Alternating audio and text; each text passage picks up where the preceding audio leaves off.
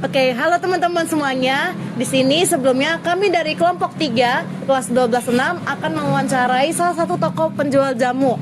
Namun sebelumnya kami akan memperkenalkan terlebih dahulu. Perkenalkan, saya Blezia. Ya, saya Nizam Labarizi. Saya Safia Joyeria. Saya Rahma Syifausna. Saya Dela Sugita. Dan saya Damar Rizky Rehan. Oke, dan kali ini kami akan mewawancarai dengan Bapak siapa? Bapak Ali. Oke, Bapak Ali. Iya. Oke, Bapak Ali, sebelumnya boleh dijelaskan dulu mengenai toko Bapak, apa sih kira-kira gambaran besar umumnya? Gambaran umum ya? Iya. Untuk gambaran umum sih, ya pada umumnya aja usaha UMKM kami. Harapannya ya paling pengen berkembang gitu. Terus? Oke, Oke, selanjutnya kami akan menanyakan beberapa pertanyaan nih Pak. Nah, yang pertama itu, sejak kapan tepatnya usaha Bapak didirikan dan bagaimana cerita awal mulanya? Pertama didirikan itu 1973. Itu pun mungkin kami belum hadir ya, karena itu dari orang tua. Dan kami itu gen kedua meneruskan tepatnya. Nah, berkecimpung di perjalanan, ya orang tua kategori pekerja ulet lah.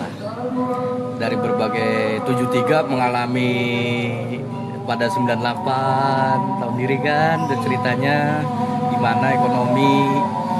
Nah, ya tetap sih lebih ke keluarga aja untuk menafkahi gitu. Bertahannya sampai sekarang. Berarti ini generasi keduanya ya Pak? Generasi kedua. Dari orang tua ke Anaknya. anak. Nah, kebetulan apa orang tua.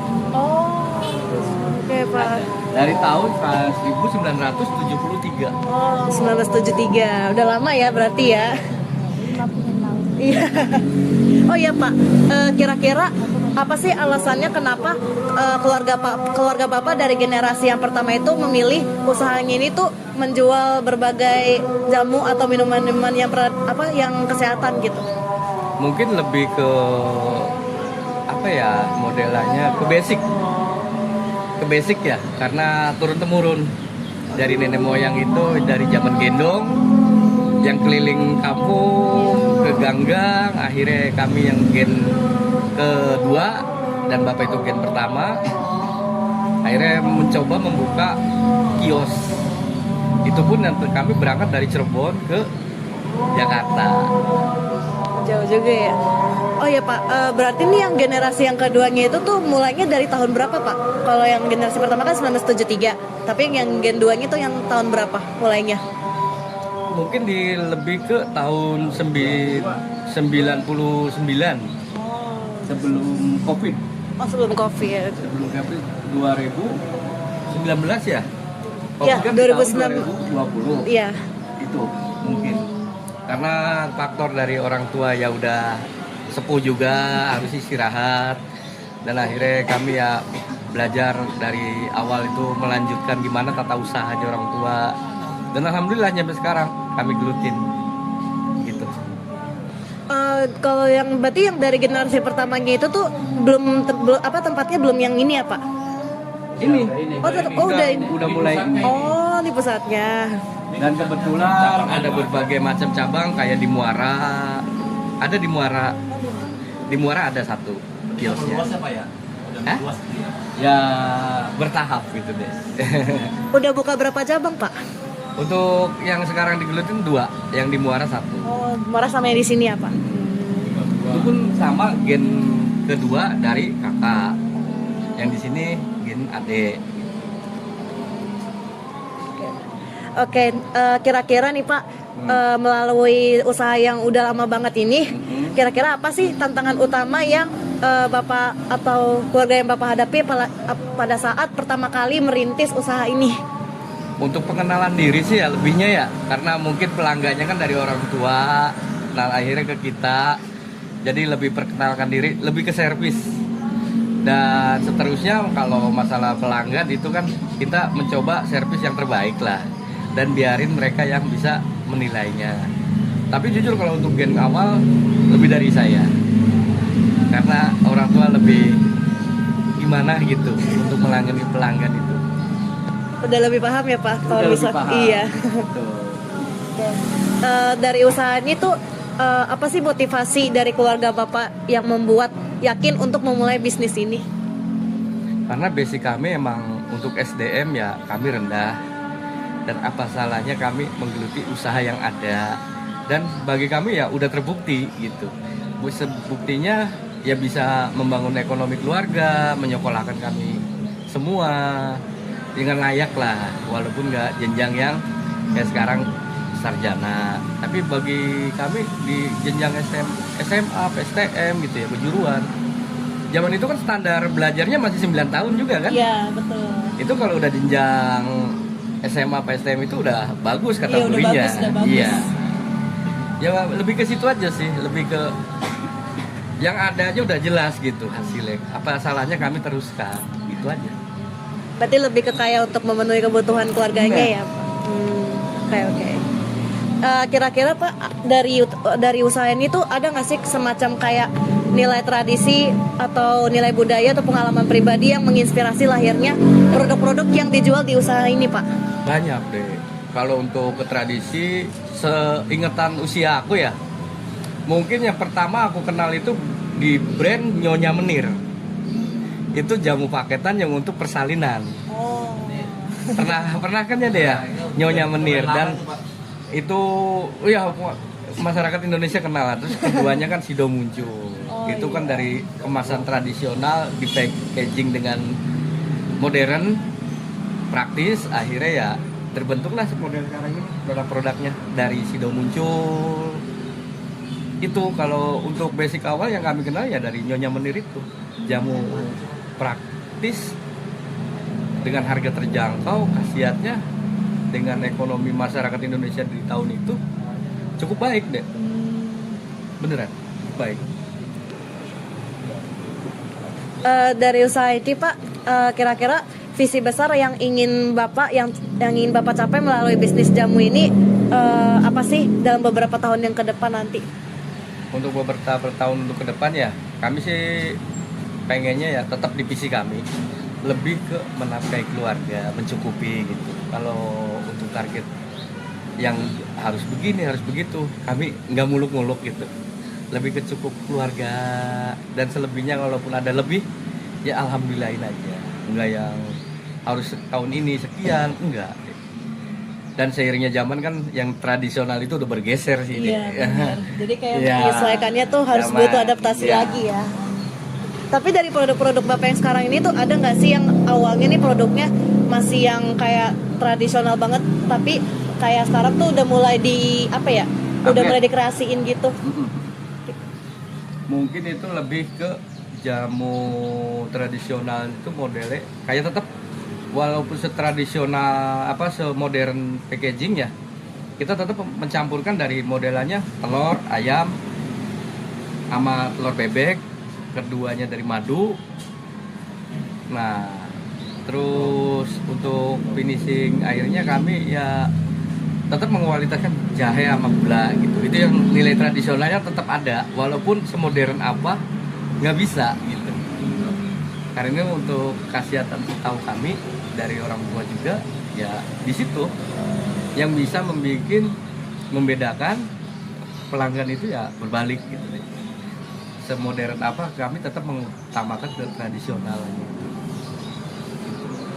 Berarti tetap walaupun sekarang udah modern tapi tetap mempertahankan nilai tradisionalnya ya Kolaborasi Pak? lah. Iya, kolaborasi. Oke.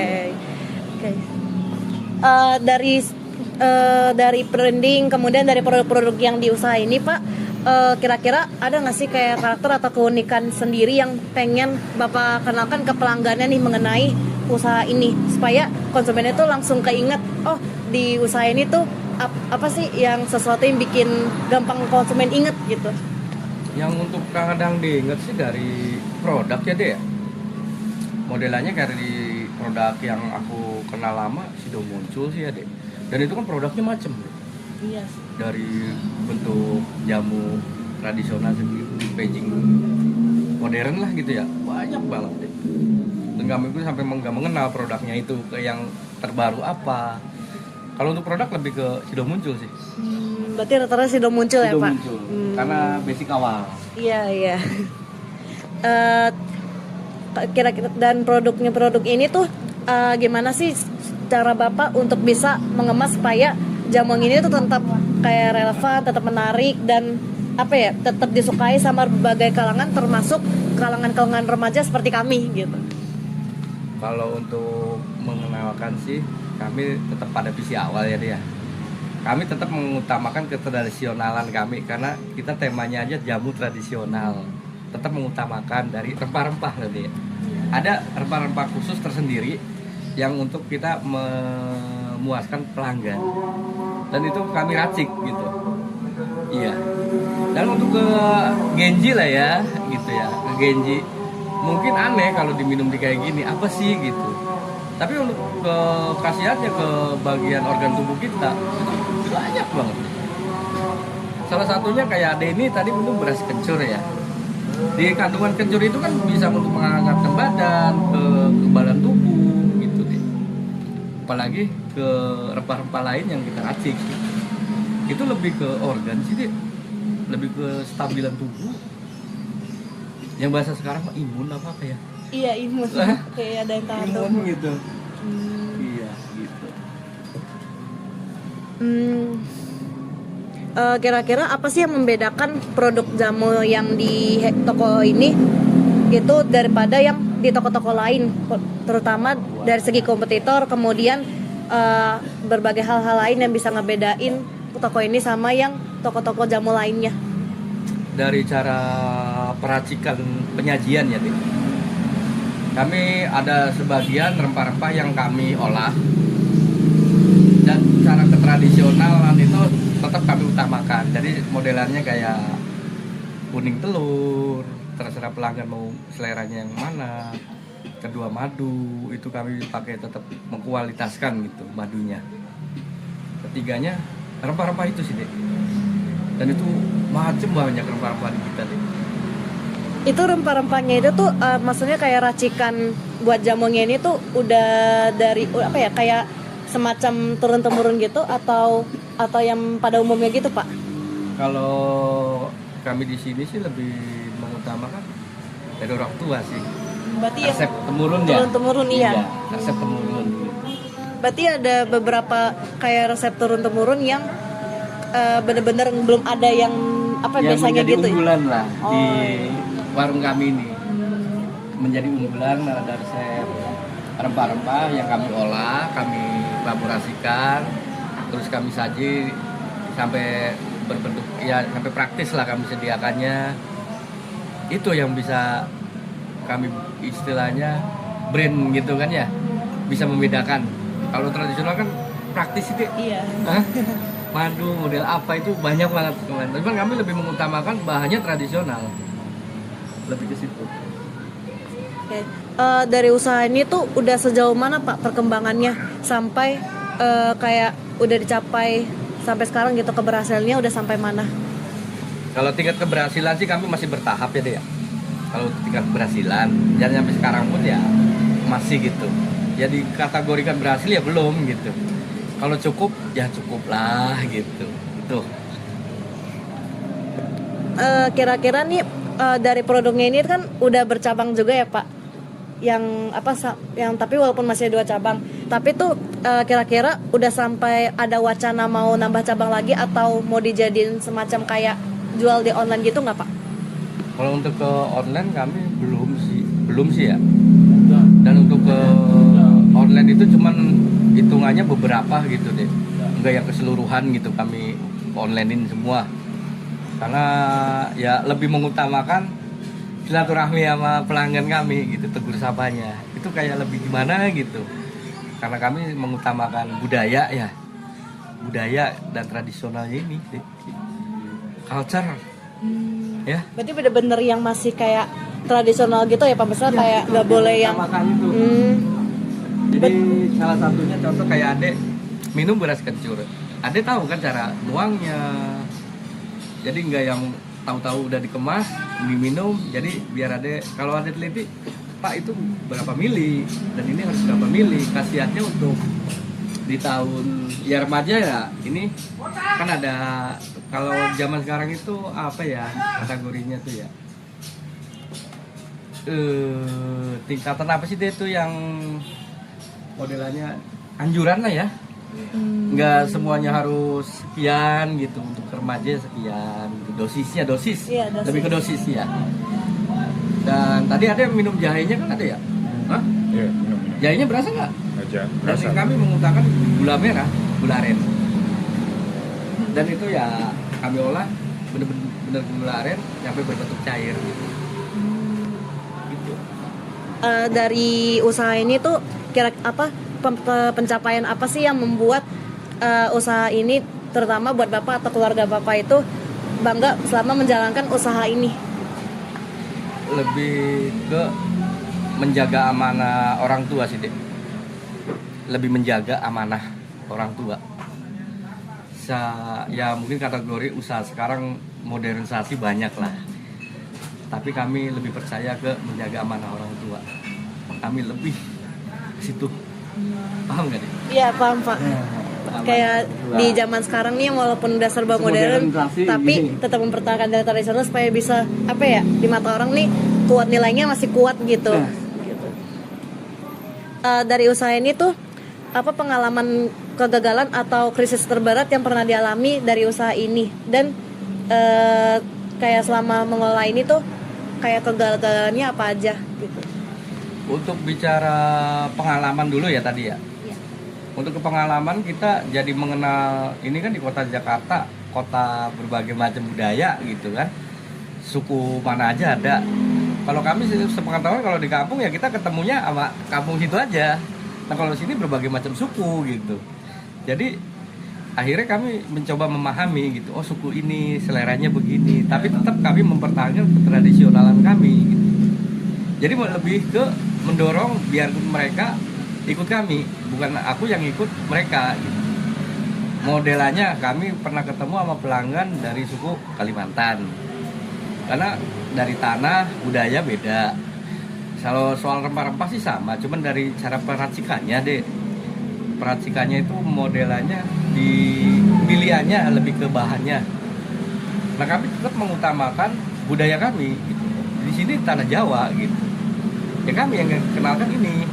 Dan akhirnya begitu berapa selang dia datang lagi, ya juga ya mas katanya. Lebih ada kualitas, tetaplah ada kualitasnya katanya. Gitu. Nah terus dari kegagalannya, Iya. dari kegagalan kita memang selalu belajar dari kegagalan sih dek.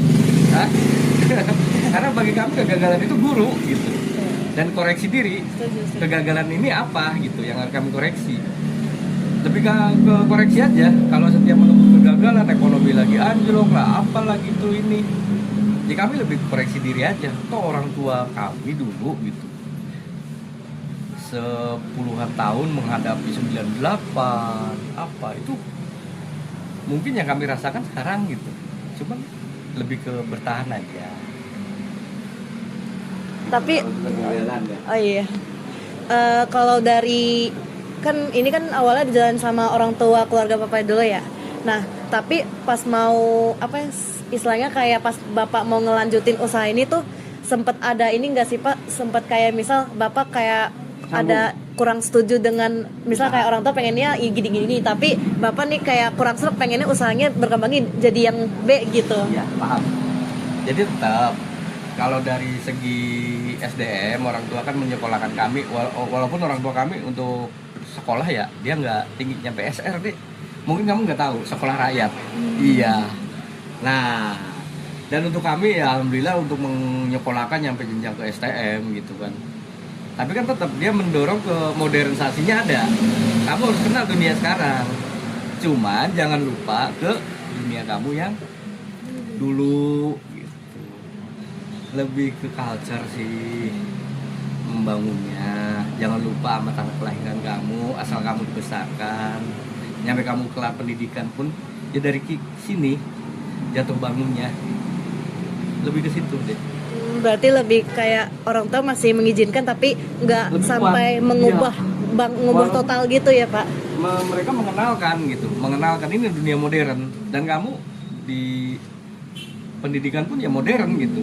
Zaman itu STM masih jarang, mungkin lebih ke SMA, Iya. karena wajib belajarnya aja masih 9 tahun deh dulu. Serius. Nah itu bangga bagi kami untuk Iya. orang tua tuh bisa menyopalakan di jenjang itu. Tapi ke kakak saya, adik saya itu nggak satu. Dari usaha ini, dia di sini. Berarti dari cara bapak sama keluarga itu bangkit buat mengatasi kegagalannya itu masih kayak tetap mempertahankan. Lebih ke ikhtiar deh. Iya. Berarti kira-kira dari bapak nih atau dari usaha ini kayak satu atau beberapa pelajaran berharga apa aja sih yang diambil selama menjalani usaha ini? Bagi kami sih mutunya cuma satu ya, mutu kan. Iya. Mungkin kegagalan kita pasti ngalamin lah nih. Cuman lebih ke kegagalan itu jadi guru aja. Kita koreksi diri dari kegagalan itu. Karena bagi kami yang udah jalani, kegagalan itu ya berguru bagi kami. Bukan untuk berekselerasi kita frustasi, berpindah ke haluan lain gitu, kerja, usaha lain. Tetap apa yang kurang di servis kami, produk kami. Kalau untuk kegagalan dan mutu ya, saya pikir kegagalan itu menjadikan guru. Koreksi. Bagus. Kira-kira dari teman ada yang mau ditanyain juga? Oh iya Pak, ini usahanya ini buka dari hari apa aja Pak?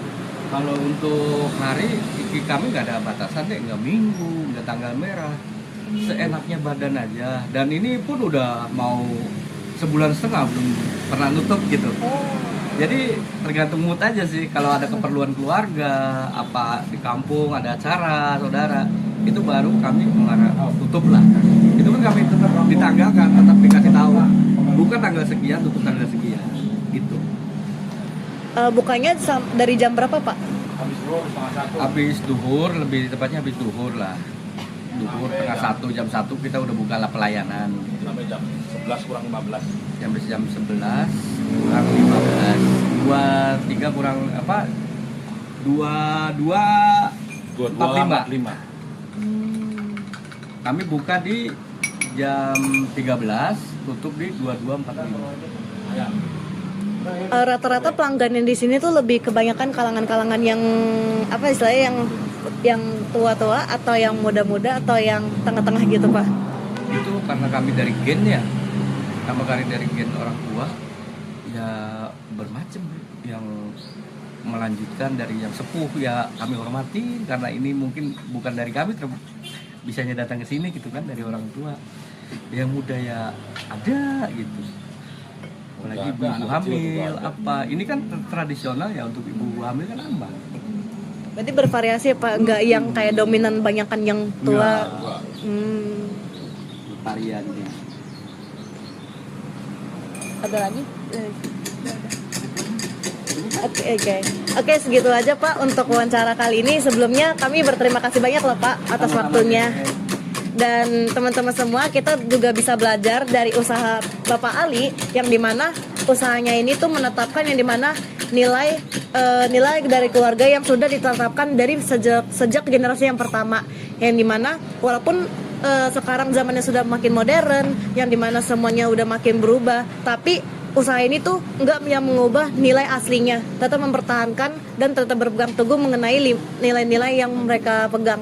Dan itulah yang membuat usaha ini masih tetap berkembang dan juga usaha ini masih bisa menyesuaikan dengan kalangan-kalangan baik yang muda, tua maupun yang generasi Gen Z seperti kami. Sebelumnya kita kasih tepuk tangan dulu dong buat Bapak Ali. Oke, makasih banyak Bapak. Makasih banyak Pak. Oke teman-teman, sekian mengenai wawancara mengenai toko jamu herbal. Terima kasih dan sampai ketemu di waktu yang berikutnya.